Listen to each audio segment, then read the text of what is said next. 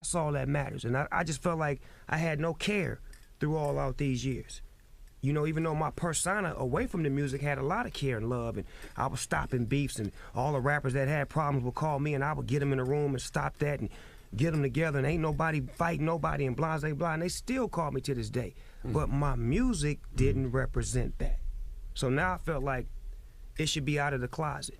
You know, a lot of people come out of the closet nowadays, right? I'm coming out the closet for my reason for being peaceful, to where the world can see that this is what I do behind closed doors.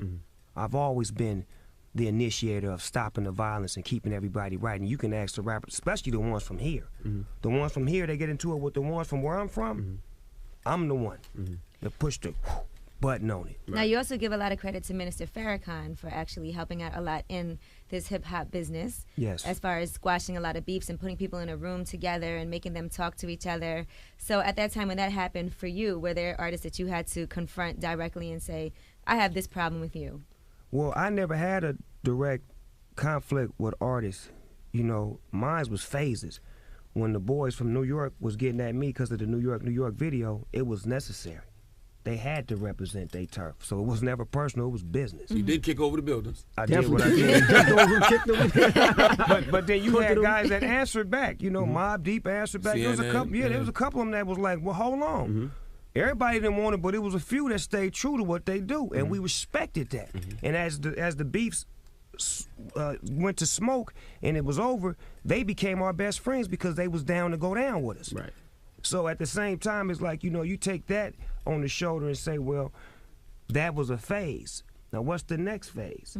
So by me being with Minister Farrakhan and learning from Minister Farrakhan, I learned how to end beefs instead of add on the beefs.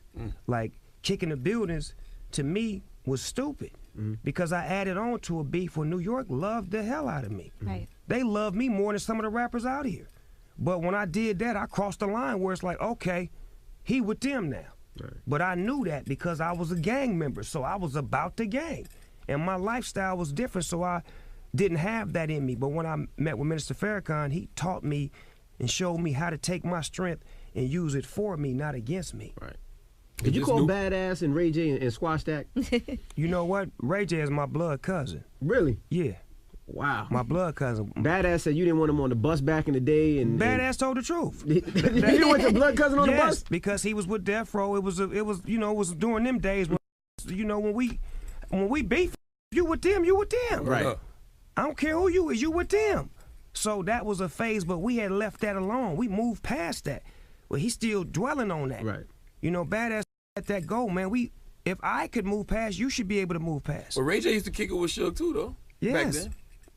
The West Coast is small, man. You know, we all know each other. You know what I'm saying? It's a small business. And at that time, Suge was the elite. So you want to be with the elite if you're trying to be in the game. Now, what about you and Suge? There were some pictures of you guys together. It seems like you guys have squashed all of your issues. Oh, we all love now. I mean, I sat with him in a room one day and we talked for about 2 hours, laughing, reminiscing about good old times and just getting an understanding on why we love each other as opposed to why we shouldn't hate each other.